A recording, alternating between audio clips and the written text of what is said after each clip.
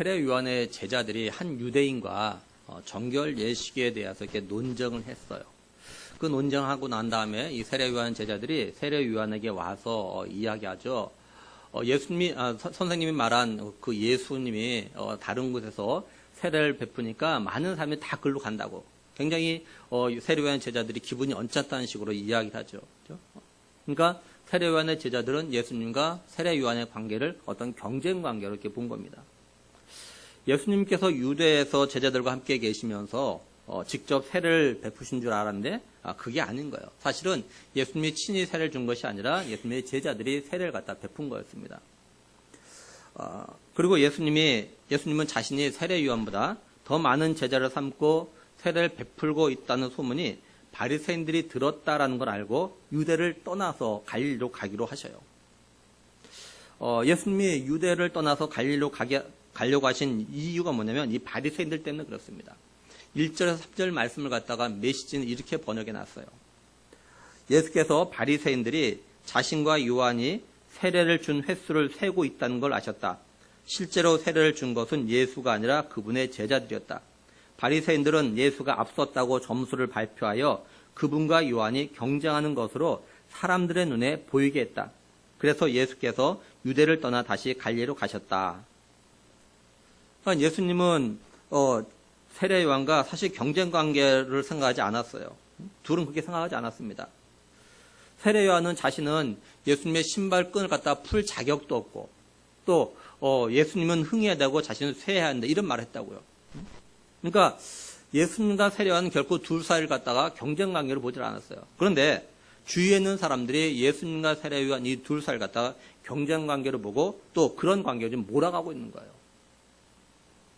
이게 예수님이나 세례 요한이 볼 때 문제라고 생각했던 거죠. 특히 바리새인들은 세례를 갖다 누가 더 많이 줬냐에 관심을 가지고 발표까지 하는 건 선한 의도가 아니에요.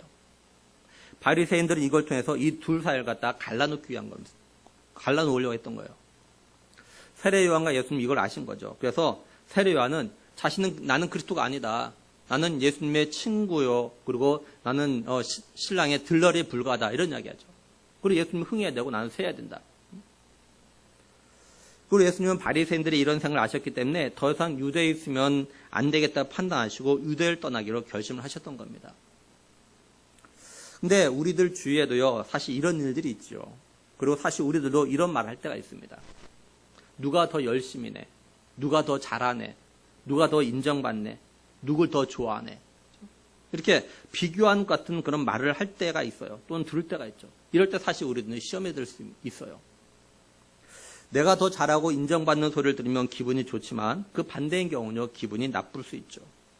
또 내가 더 낫다란 말을 갖다 자꾸 계속 들으면 교만해질 수 있고 반대의 경우는요, 열등감이 생길 수 있어요. 그래서 여기에서 문제가 생기는 겁니다. 대표적인 한 예를 든다면 이제 다윗이 골리앗을 갖다가 죽이고 돌아올 때 이스라엘 여인들이 이제 환영하죠. 이때 여인들이 뭐라고 노래를 하냐면 사무엘상 18장 7절에 보면요. 여인들이 뛰놀며 노래하여 이르되 사울이 죽인 자는 천천히요 다윗은 만만이어도 한지라 이렇게 말씀을 하죠.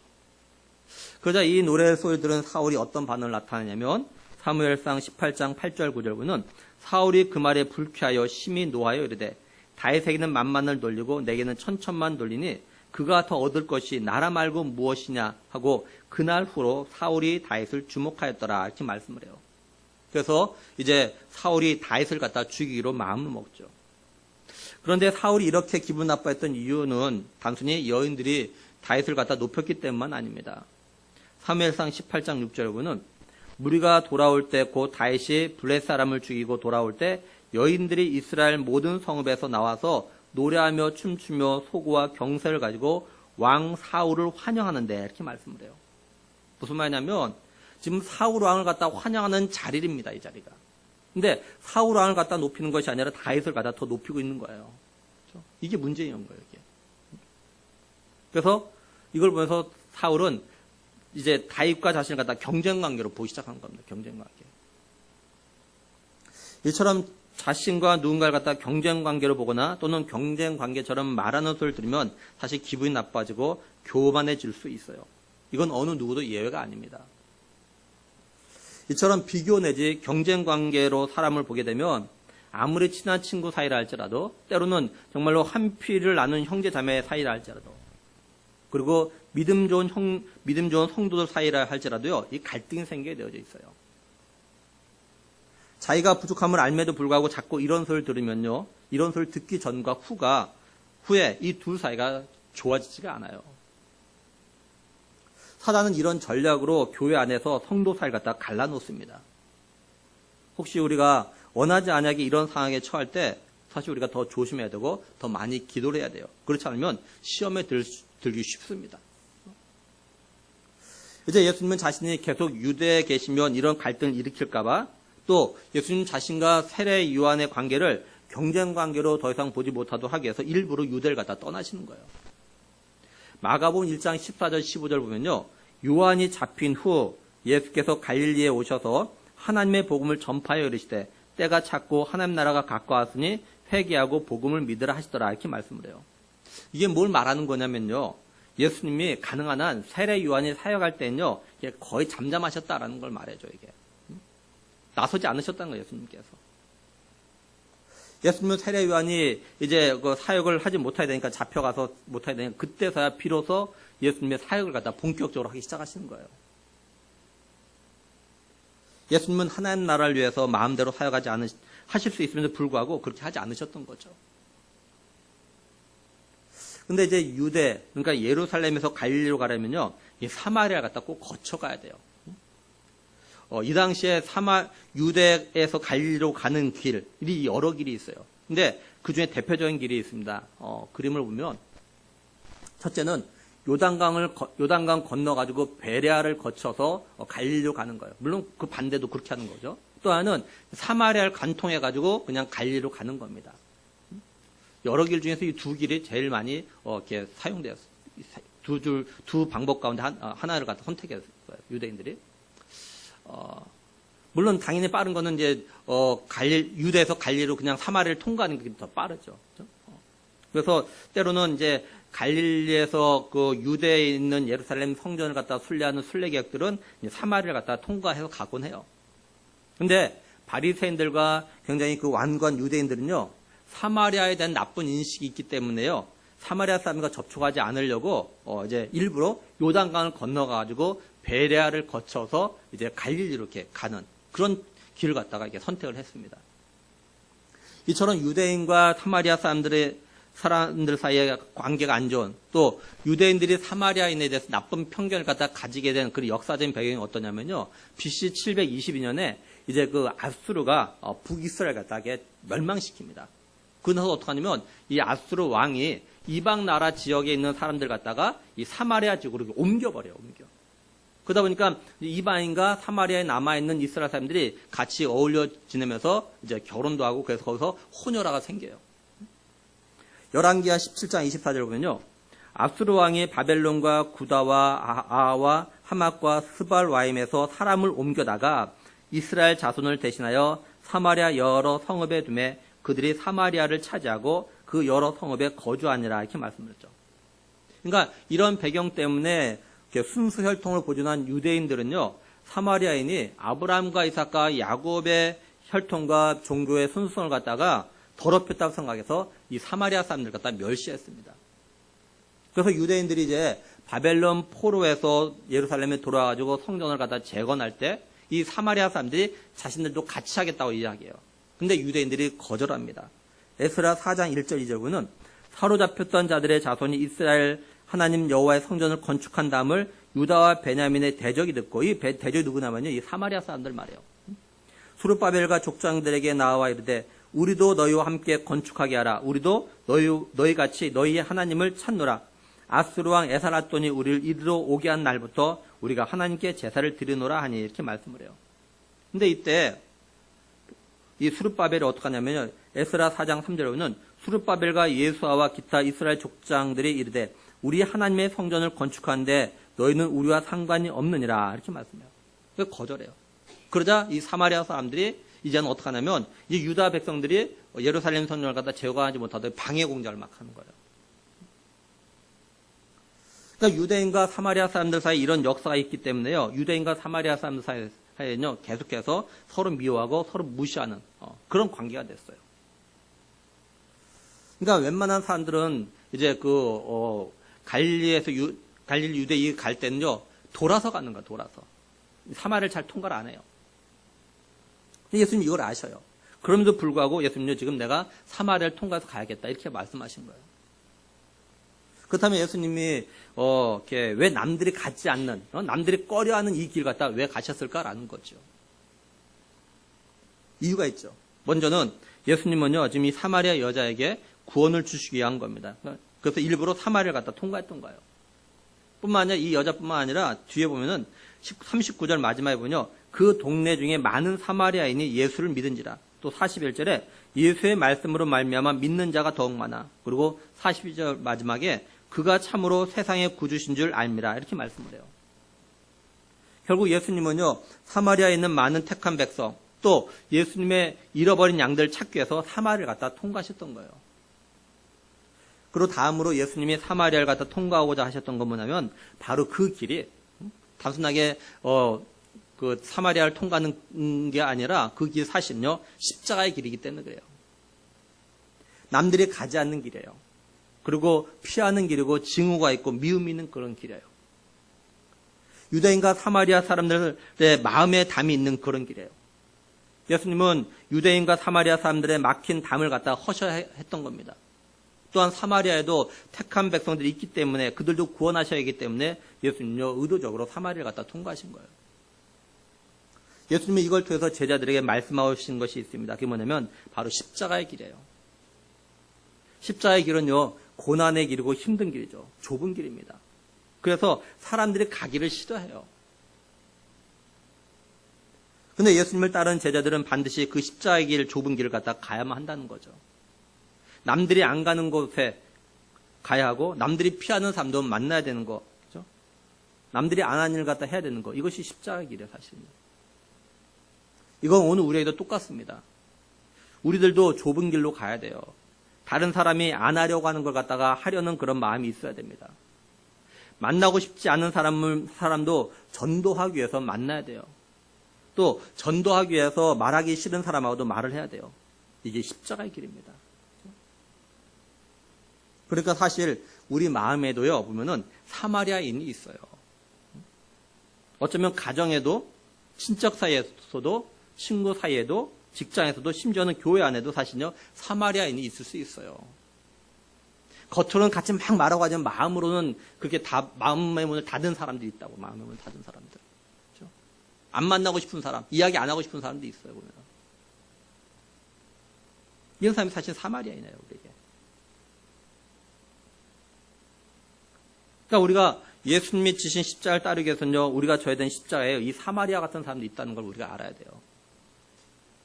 나하고 딱 좋은 사람, 나하고 관계 좋은 사람을 딱 만나고 이것이 아니라, 그죠? 십자가의 길은 그것이 아니에요. 그러니까 우리가 예수님처럼 의도적으로 우리의 마음의 사마리아인에게 마음의 문을 열고 우리가 접근을 해야 돼요. 그 이유는 뭐냐면 이들에게 그리스도의 사랑을 전하기 위해서, 그래서 그들도 예수님과 믿도록 하기 위해서 그렇게 해야 되는 겁니다. 한번 잘 생각해 보세요. 내가 통과해야 하는 사마리아는 누군가? 내가 통과해야 되는 사마리아는 누군가? 그래서 이제 예수님과 제자들이요, 사마리아에 있는 수가라는 동네에 이르게 됩니다. 이 수가성이 어떤 곳이냐면요, 구약에 보면은 세겜이에요, 세겜. 아브라함이 하나님의 명령을 받고 부름을 받고 이제 그 고향을 떠나서 가나안에 들어가서 처음으로 제단을 쌓은 곳이 어디냐면 바로 이 세겜입니다. 그리고 야곱이 형 에서를 갖다 만난 다음에 고향으로 돌아가다가 중간에 머문 곳이 세겜이에요. 거기서 자신의 딸 디나가 강간을 당하죠. 또 이제 하나님께서 그 자신을 갖다 베델로 부르셨을 때 베델에 가기 전에 이 세겜에 있는 상수리나무 아래다가 자신의 모든 우상들을 다 묻어버리는 곳이 세겜이에요. 그리고 야곱이 에서에게 준 땅이 이 세겜입니다. 그리고 이제 여호수아가 이제 모세의 명령에 따라서 세겜에 있는 그립심산과 에발산 그 사이에서 기념하면서 제단을 쌓은 곳이 세겜이에요. 그리고 요셉의 뼈를 묻은 곳이 세겜입니다. 그러니까 이 세겜, 이 수가성은요, 굉장히 역사적인 의미가 있는 그런 곳입니다, 이게.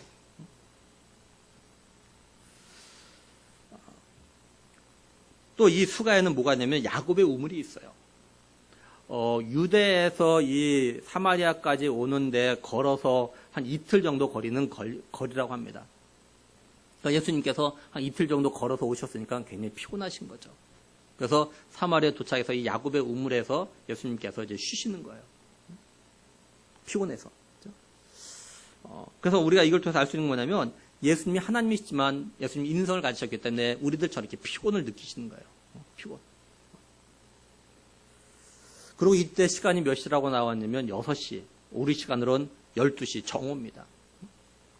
근데 이때 사마리아 한 여자가 물을 기르기 위해서 이 야곱의 우물에 온 거예요. 정오니까 가장 뜨거운 때입니다. 그래서 일반적으로 여자들이 물을 기르러 올 때는요, 이 낮 시간에 오지 않고 해가 질 무렵에 이렇게 저녁 때 옵니다. 그러니까 지금 이 사마리아 여자는 뭔가 좀 약간 이상한 거예요. 뭔가 문제가 있는 거예요. 그러다 뭐 정신이 이상하다는 것이 아니라 그 행동에 뭔가 이상하다는 거죠. 다른 사람들 같으면 낮 시간에 오지 않는데 낮 시간에 와요. 그리고 성경학자들의 말에 의하면 이 사마리아 여자가 살고 있는 동네와 야곱의 우물이 있는 이 길 사이에 중간에 우물이 하나 있는 것을 갖다 발견했답니다.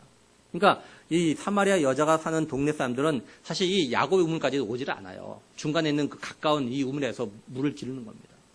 근데 이 사마리아 여자는 낮 시간에, 그리고 동네 사람들은 오지도 않는 이 먼 곳까지 이렇게 물을 기르러 일부러 온 거예요. 그러니까 이 사마리아 여자는 아마 우물가에서 동네 사람들, 동네 여인을 갖다 가능하면 안 만나고 싶은, 피하고 싶은 그런 마음을 있는 그런 여자라는 걸 알 수가 있는 거죠. 예수님은 이 사마리아 여자를 보시고 이 여자에게 물 좀 달라고 하셔요. 예수님이 목이 말라서 물을 마셔야 하는 거 보면 예수님이 인성을 가지셨다는 거 우리가 또 알 수 있는 거죠. 근데 이때 제자들이 먹을 거 사러 이제 그 사마리아 그 동네로 들어갔기 때문에 예수님 혼자 계셨어요. 예수님이 이 사마리아 여자에게 물을 달라고 하니까 이 여자가 뭐라고 하냐면 9절에 보면 사마리아 여자가 이르되 당신은 유대인으로서 어찌하여 사마리아 여자인 나에게 물을 달라 하나이까 하니 이는 유대인이 사마리아인과 상종하지 아니함이로라 이렇게 말씀을 해요.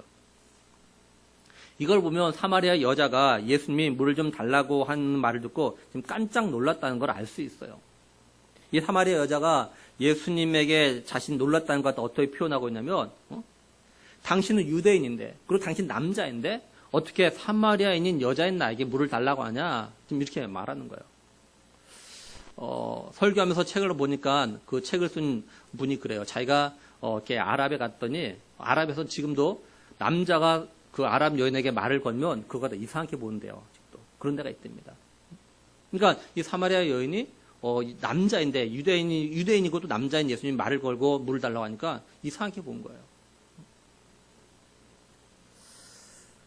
이 사마리아 여자가 이런 말한 거는 유대인과 사마리아인은 상종하지 않기 때문이다 이렇게 말씀하죠. 이 상종하다라는 무슨 뜻이냐면요. 이게 함께 사용하다 그런 말이에요. 함께 사용하다. 유대인의 의식법에는 뭐가 있냐면요. 이제 사마리아 사람들 갖다 부정하다고 여겼기 때문에요. 사마리아 사람들이 만진 모든 건 다 부정하다고 여겼어요. 그러니까 당시에 결국 예수님 당시에 유대인들은요. 사마리아에 있는 모든 건 다 부정하다. 사마리아인도 부정하고 사마리아 사람 만지는 건 다 부정하다 이렇게 여겼다고요. 그러니까 이걸 갖다가 사마리아 사람들도 알고 있는 거예요. 그래서 이 사마리아 여자가 유대인들은 사마리아 사람들과 함께 사용하지 않는데 지금 내가 사용하는 물 깃는 걸로 물을 달라고 하냐고 이렇게 말하고 있는 거예요. 당신네들은 우리가 다 부정하게 여겨가지고 우리가 상종도 하지 않으면서 우리가 만진 물건 부정하다 해서 만지도 않으면서 내가 이 물 깃는 이거 가지고 물을 나한테 달라고 하냐. 좀 너무 놀라는 거죠. 의아한 거죠. 그렇게 묻는 거죠. 예수님이 사마리아 여자의 말을 듣고 뭐라고 대답하시냐면 10절에 예수께서 대답하여 이르시되 네가 만일 하나님의 선물과 또 내게 물 좀 달라 한 이가 누구인 줄 알았더라면 네가 그에게 구하였을 것이요 그가 생수를 내게 주었으리라 이렇게 말씀을 하죠. 여기 하나님의 선물과 생수는요 같은 말입니다. 이거 성령을 말하는 거예요. 근데 성령은요 아무에게나 주는 것이 아니죠. 또 아무나 성령을 주는 것도 아닙니다. 오직 예수님만이 성령을 주시고 또한 예수 그리스도를 갖다 믿는 자에게만 성령을 갖다 주시는 거죠. 그러니까 성령은 예수 그리스도를 믿음으로 구원을 얻은 자에게만 주어지는 거예요. 근데 예수님은 지금 이 사마리아 여자에게 좀 두 가지를 말씀하셔요. 하나는 뭐냐면 네가 만일 알았다라면, 다시 말해서 사마리아 여자가 모르고 있는 것 두 가지를 말씀하시죠. 첫째는 하나님의 선물이 뭔지를 모르는 거고, 그 다음에 지금 내가 물 달라고 온 사람이 누군지를 모르고 있다 이야기하셔요. 또 하나는 네가 만일 알았다라면 생수를 갖다 얻었을 거라는 거죠. 그러니까 이 여자가 예수님이 누군지 알았다라면 자신이 예수님에게 물을 주는 것이 아니라 오히려 자기가 예수님에게 물을 달라고 했을 거라는 겁니다. 그래서 예수님부터 생수를 얻었을 거라는 거예요. 우리는 예수님이 이 사마리아 여자에게 하신 말씀을 한 번쯤은 깊이 생각하면서 우리 자신들에게 좀 적용을 좀 해봐야 돼요. 우리가 하나님이 어떤 분인지를 갖다가 진실로 안다면, 또 우리가 예수님을 갖다 인격적으로 만나는 게 얼마나 중요한 건지를 안다면 우리가 하나님을 찾을 거고, 또한 예수님을 갖다 인격적으로 만나기를 굉장히 사모할 겁니다.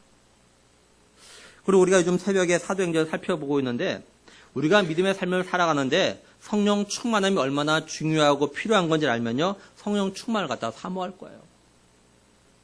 근데 우리가 이걸 모르면, 또 어쩌면 모르기에 하나님을 간절히 찾지도 않고 예수님을 갖다 인격적으로 만나고자 하는 갈망도 별로 없고, 어떤 성령 충만함을 사모하지도 않은 상태에서 신앙생활을 갖다가 하고 있다는 거예요. 한마디로 우리들이 진실로 신앙생활의 맛, 또한 믿음의 삶의 기쁨과 즐거움을 누리기 위해서는요, 절대적으로 하나님을 아는 것과 예수님을 갖다 인격적으로 만나는 것, 그리고 성령 충만함이 필요합니다. 그런데 이런 게 없는 상태에서 믿음의 삶을 살아가려고 하니까 너무 힘이 든 거예요. 영적으로 빈곤한 상태, 목마른 상태, 메마른 상태로 살아가고 있는 거죠. 우리의 믿음의 삶의 에너지가 삼위 하나님부터 오는 건데, 이런 에너지를 갖다가 공급받지 못한 상태에서 신앙생활을 갖다가 살아가게 되면 영적으로 늘 지치고 육적으로도 고단한 삶을 갖다가 살게 되는 거예요. 우리가 삼위 하나님부터 오는 영적인 에너지를 갖다가 공급받으면 비록 육적인 삶은 고단하고 힘들어도, 또 육적으로 아무런 소망도 희망도 안 보여도 영적으로는요, 늘 푸른 삶을 갖다가 살아갈 수 있게 돼요. 우리 성도들이 알아야 되는 게 있는데 뭐냐면, 우리들이요, 내 육적인 삶이 풍성해지면, 넉넉해지면 내 영적인 삶도 저절로 힘이 생기거나 풍성해질 거라고 생각하면 안 된다는 거예요.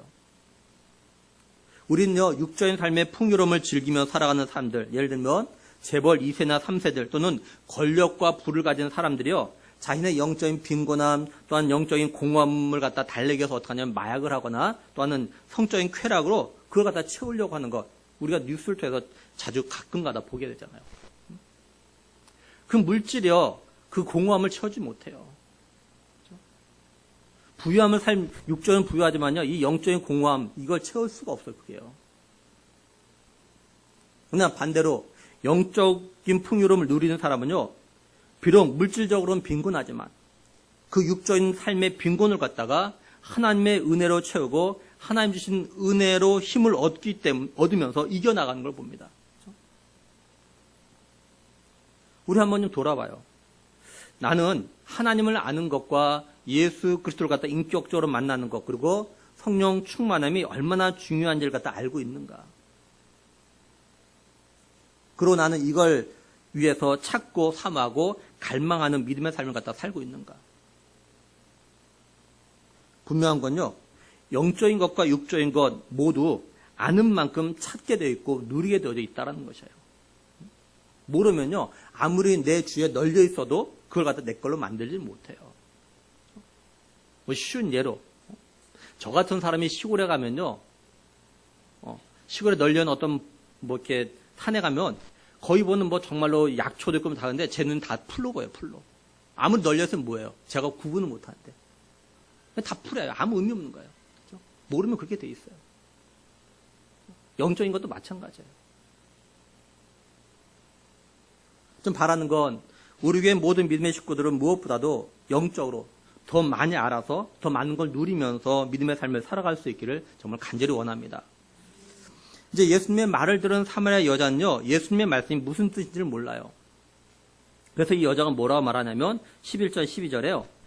여자가 이르되 주여 물기를 그릇도 없고 이 우물은 깊은데 어디서 당신이 그 생수를 얻게 싸움나이까.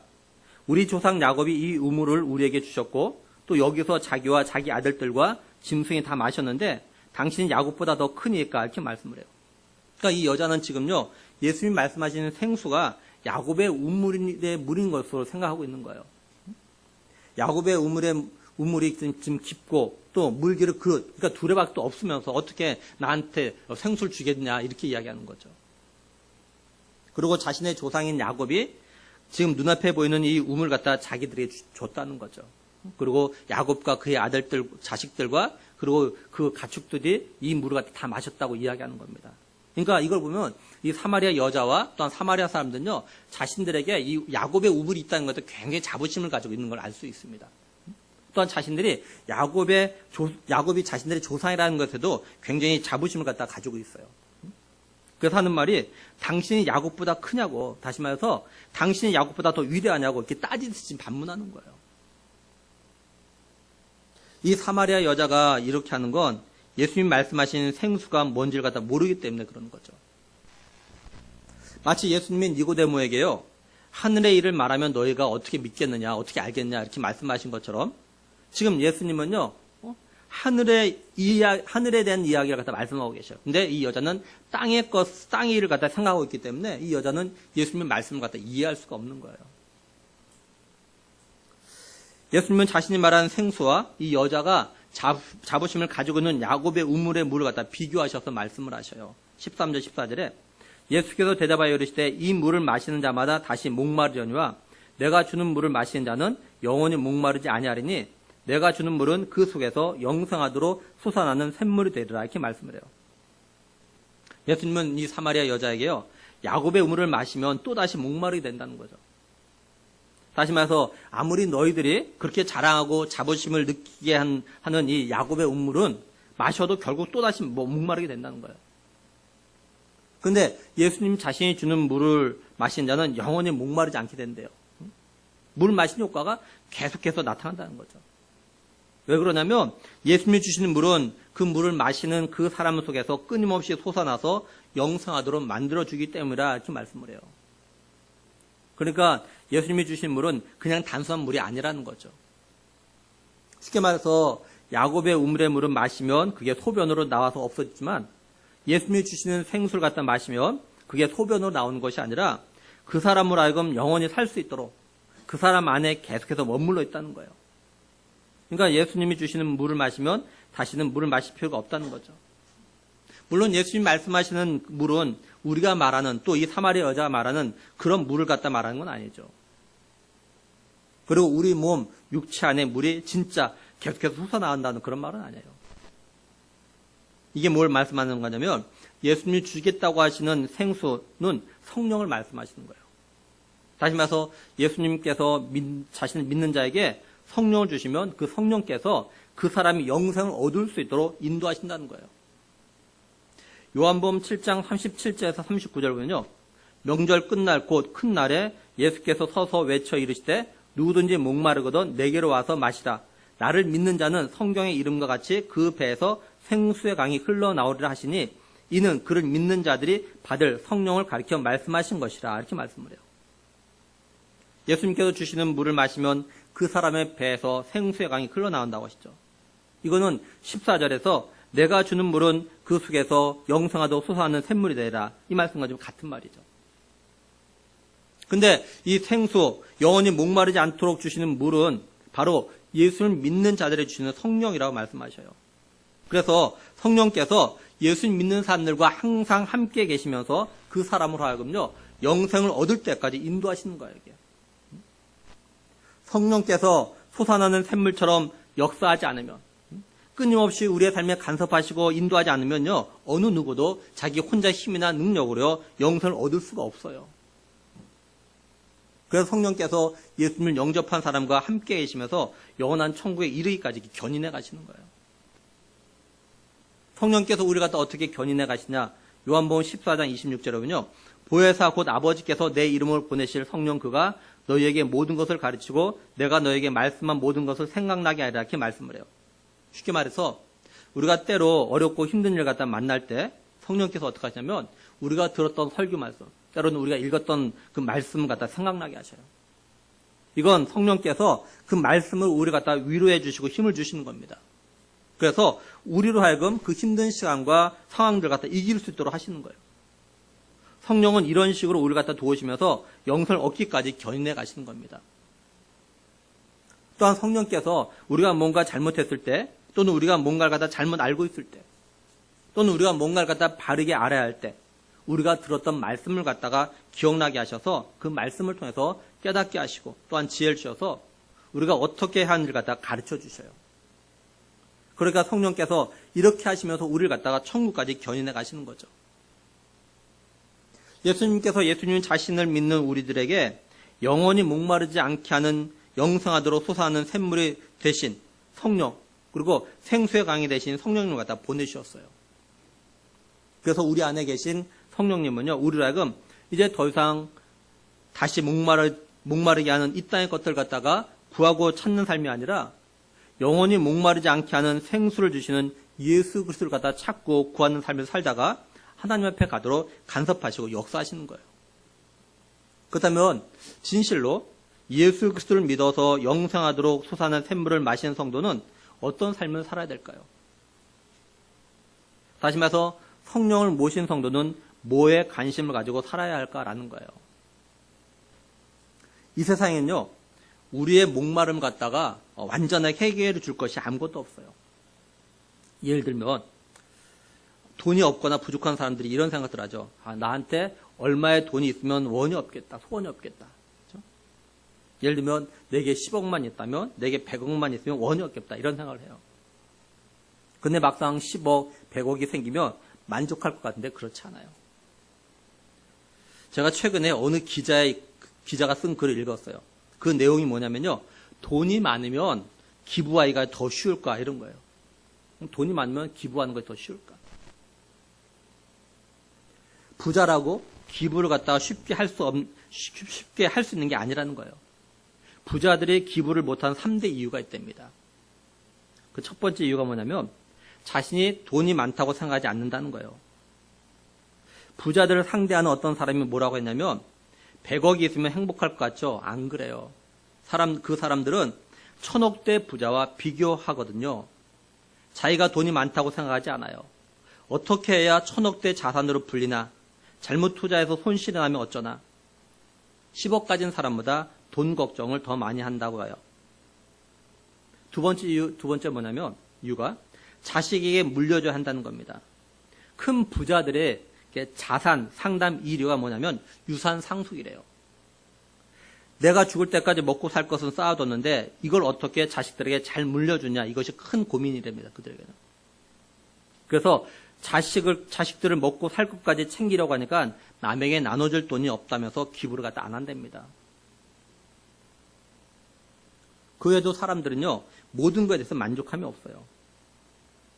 제가 헬스장에서 참 몸이 좋은 청년들 보면서 어떤 생각을 하고 났냐면, 나 같으면 저 정도 몸이면 저렇게 열심히 운동 안 할 텐데, 이런 생각을 해요.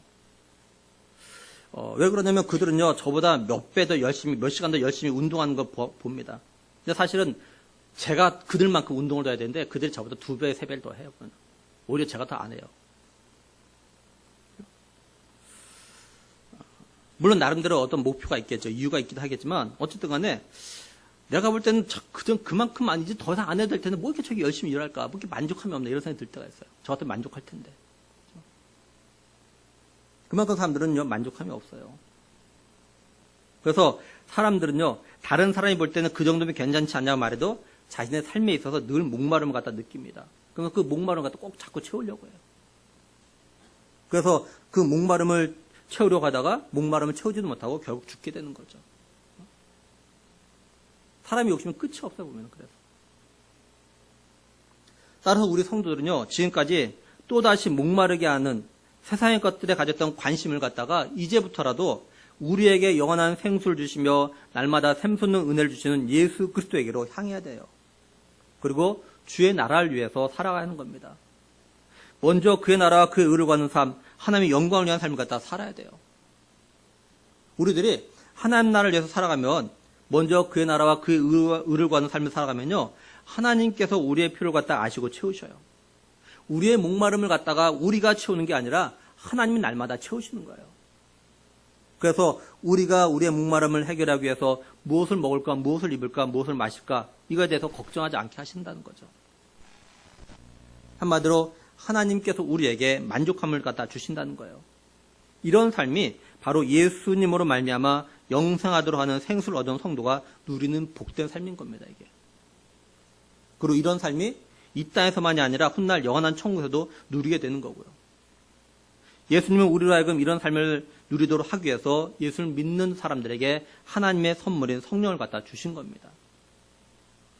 그러므로 바라기는 우리를 사랑하셔가지고 독생자 예수 그리스도를 보내주셨고 또 그 예수 그리스도를 갖다 믿음으로 영원히 목마르지 않는 그런 성령을 갖다 보내주셨고 또 영생을 얻게 하신 그 하나님의 은혜와 사랑 갖다 좀 깨닫고 감사하는 우리가 되었으면 정말 좋겠습니다.